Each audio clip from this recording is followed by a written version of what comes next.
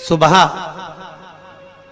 उठने के बाद घर की सफाई ना करती हो, दिन में पलंग पर सोती हो, रात्रि भर बर्तन झूठे जिसके घर में पड़े रहते हो, उस घर में तुम अपनी धर्म पत्नी को दरिद्रता को लेकर प्रवेश कर जाइए। जहां नारी दिन में सोती हो,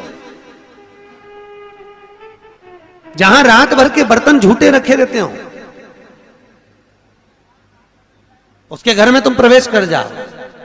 महाराज और स्थान तो कहा जहां इमली का पेड़ हो, पीपल का वृक्ष हो, बड़ का पेड़ हो, कांटेदार पौधे जिसके घर में लगे हो, उस घर में तुम प्रवेश कर जाओ, वहां पहुंच जाइए।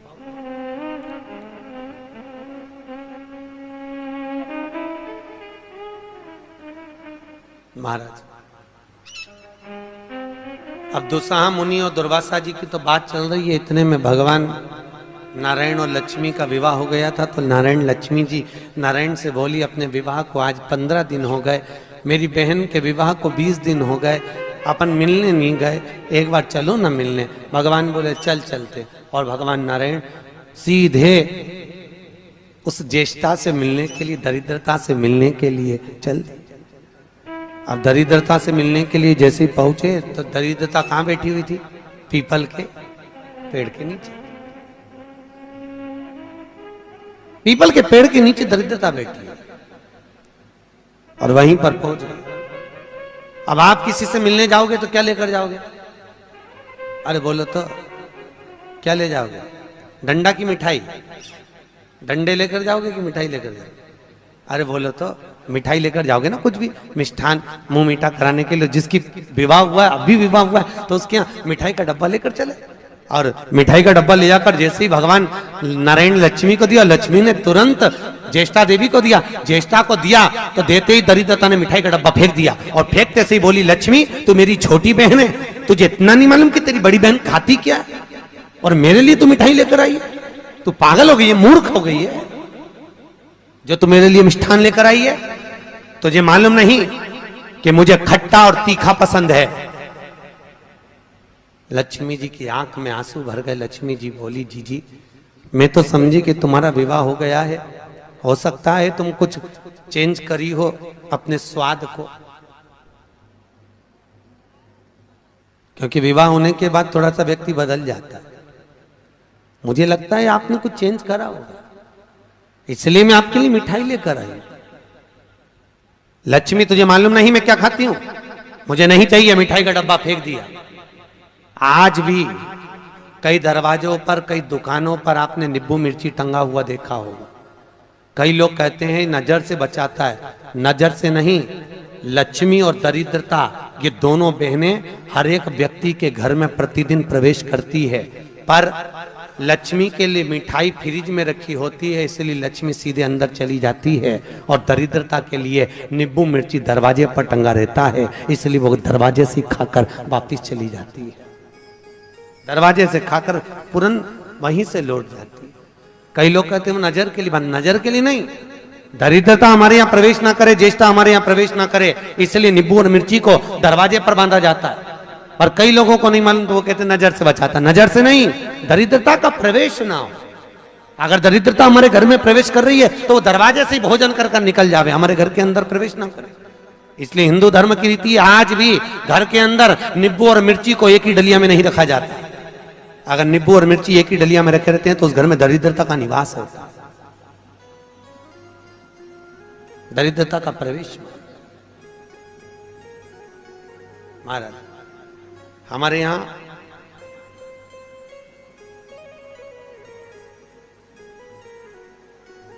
तीन चीजें बेटी की विदाई में नहीं दी जाती, आप लोगों को मालूम है। एक झाड़ू, अरे बोलो तो सही है कि गलत है? एक झाड़ू बेटी की विदाई में नहीं देते। एक चलनी छानने की बेटी की विदाई में नहीं देते, और एक अचार की बरनी बेटी की विदाई में नहीं देते। ये तीन चीजें नहीं देते।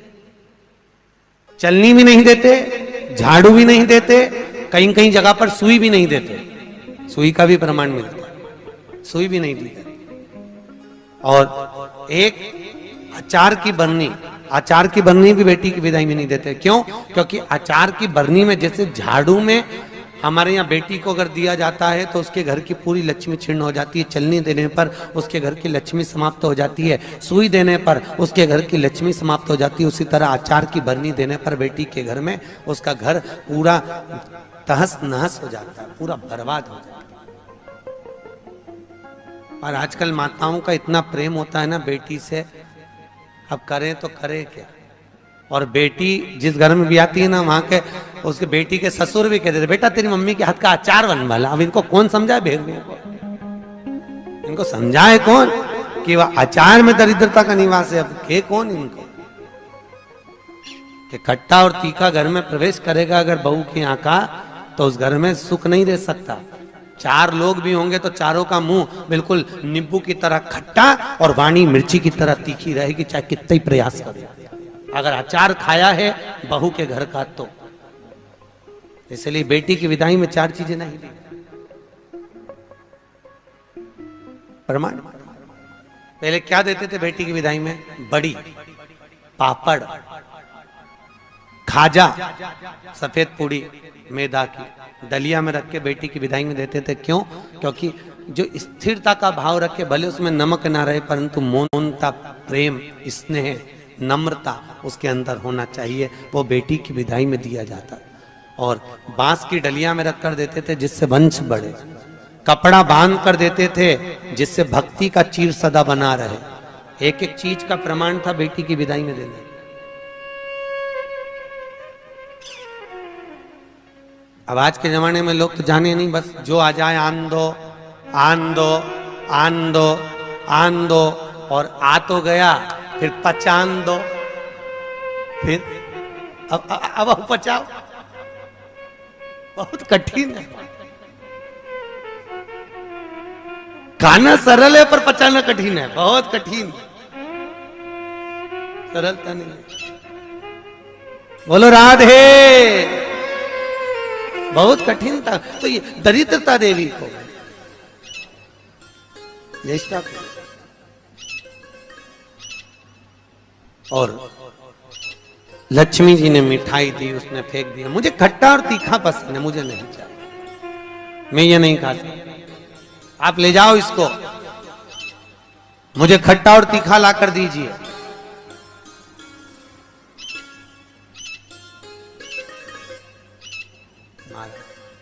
मुझे खट्टा और तीखा चाहिए। समझाया। भगवान विष्णु लक्ष्मी जी से कह रहे हैं तेरी बहन को समझाना बहुत कठिन है, तू चल। लक्ष्मी जी जाने लगी। इतने में लक्ष्मी जी ने भगवान नारायण से विनती करी, नारायण ये मेरी बहन दरिद्रता बैठी है पीपल के पेड़ के नीचे, और पीपल के वृक्ष के नीचे मेरी बहन बैठी हुई है। इस पीपल के वृक्ष के नीचे तो ना जाने कितने कितने लोग पूजन करने के लिए आएंगे, ना जाने कितने कितने लोग पूजन करने के लिए पहुंचेंगे, और ये दरिद्रता यहाँ बैठी रहेगी तो दुनिया के लोगों के साथ में तो ये दरिद्रता पीछे पीछे उनके घर चली जाएगी। फिर दुनिया के लोग पीपल के वृक्ष की पूजन नहीं कर पाएंगे। और पद्म पुराण के अंदर लिखा है कि पीपल के वृक्ष के नीचे 52,000 ब्राह्मणों का वासा होता है। फिर पीपल के वृक्ष का प्रमाण क्या?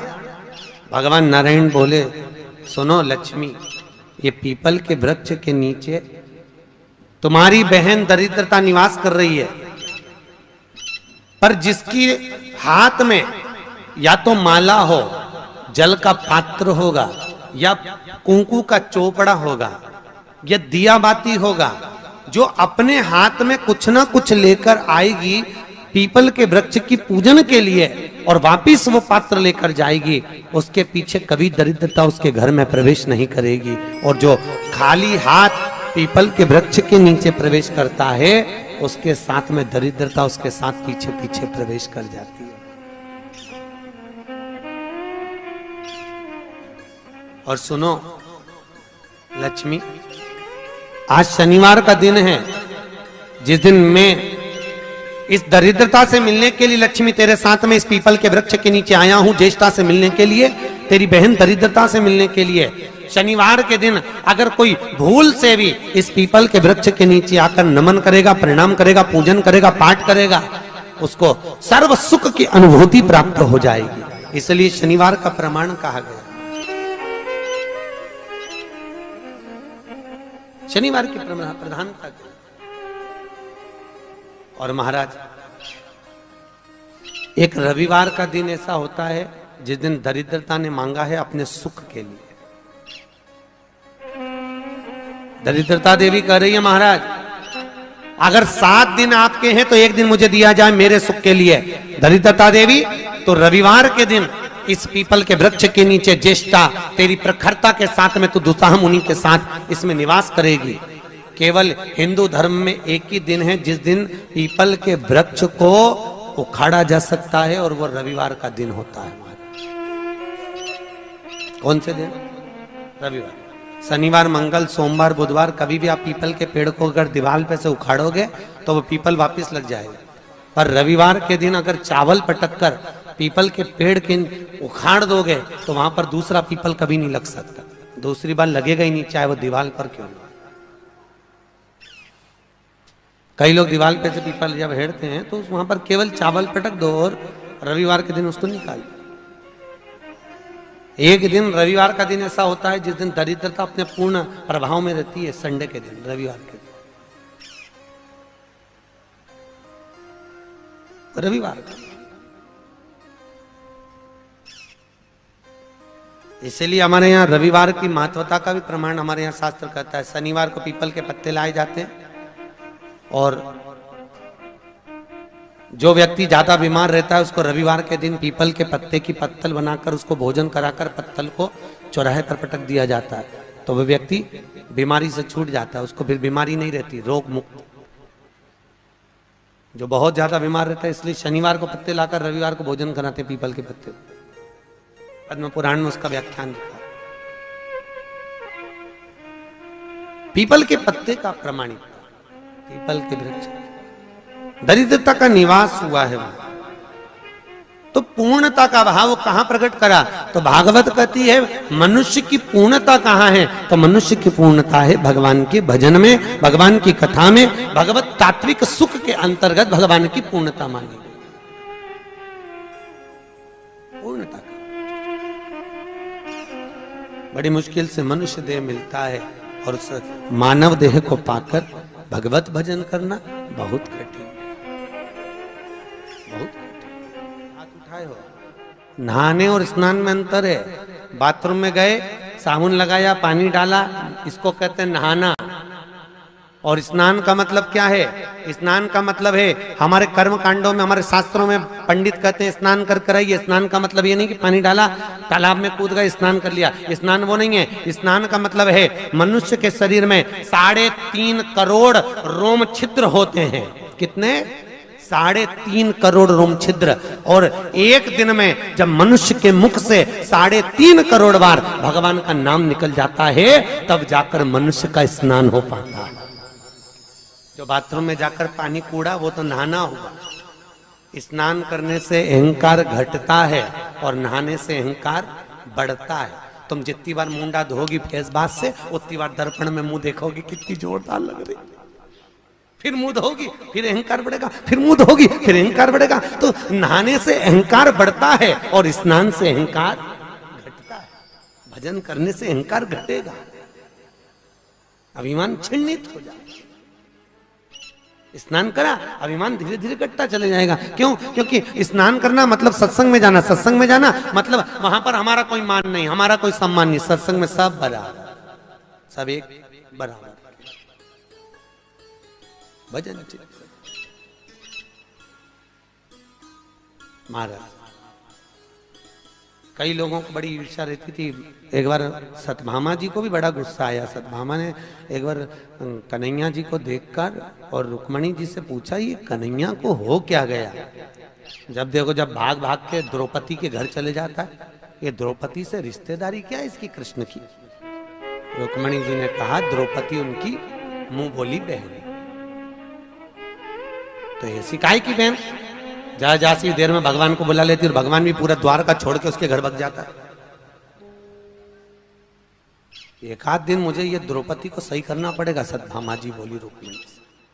और भगवान ने कानों से सुनी लिया। सुनते ही भगवान तुरंत आए और आकर बोले मैं जा रहा हूं। इतने में तुरंत रुक्मिणी ने पूछा कहां जा रहे हो प्रभु? भगवान बोले मैं अपनी बहन द्रौपदी के घर जा रहा हूं। सत्यभामा जी बोली अच्छा। इतने में भगवान बोले तुम चल रही हो क्या? सत्यभामा जी ने रुक्मिणी को कोनी मार के कहा आज मौका मिला, चल आज ननंद के तो ऐसा ठीक करेंगे जिंदगी भर नहीं बुलाएंगे, आज चल। और सत्यभामा जी तुरंत कहती हैं हाँ प्रभु हम चल रहे। रुक्मिणी जी बोली हम भी चल रहे। दोनों चल दी। पहुंची, द्रौपदी केश बार रही थी, बाल ऊंच रही थी, कंघे से बाल सवार रही थी। भगवान ने पूछा द्रौपदी जी क्या कर रही हो? द्रौपदी बोली भैया बाल सवार रही हूं। इतने में भगवान बोले तू काय को बाल सवार रही? तेरी दो दो भाभी आई ये सवारेगी। सत्यभामा ने मन में सोचा अपनी तो पूरी लाइन क्लियर होती चली, अच्छा ऐसा बाल सवारूंगी एक खोपड़िया में बाल नहीं रहने दू इसके, रुक तो जा ननंद के।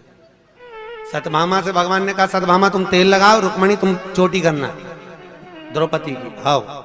सत्यभामा जी जो तेल लगाने बैठी, तेल लगाते लगाते सत्यभामा जी ने एक बाल तोड़ दिया।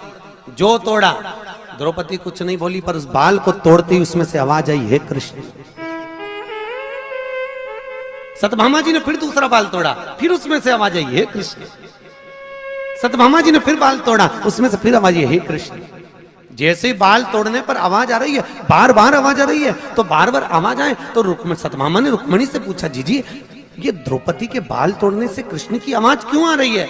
तब भगवान कृष्ण ने आकर कहा सत्यभामा तुम पूछ रही थी कि मैं भाग भाग कर द्रौपदी के घर क्यों जाता हूं। सत्यभामा पूरी पृथ्वी पर मात्र एक द्रौपदी ऐसी है जो एक दिन में 3.5 करोड़ बार मेरा नाम जाप करती है, इसलिए मैं दौड़ दौड़ कर इसके पास जाता हूं। इसके हर एक रोम रोम में मैं समाया हूं, मैं समाया। फिर भी सहन नहीं हुआ, फिर भी सत्यभामा से सहन नहीं हुआ। और सत्यभामा जी ने चोटी करते करते पूछ ही लिया द्रौपदी से, ए द्रौपदी जी एक बात बताओगी? द्रौपदी बोली बोलो क्या पूछना है? हमारा एक पति और हम 16,108 रानी, तो भी हमारे कहने पे नहीं चलता। और तू अकेली और तेरे 5 पति तेरे कहने पे चलते हैं। कहां की बूटी खिला दी तूने अपने पतियों को? ऐसी कौन सी जड़ी बूटी खिलाई है? ऐसा कौन सा जादू कर दिया जो तेरे 5 पति तेरे कहने पे चल रहे हैं और हमारा एक पति हमारे कहने पे नहीं चले?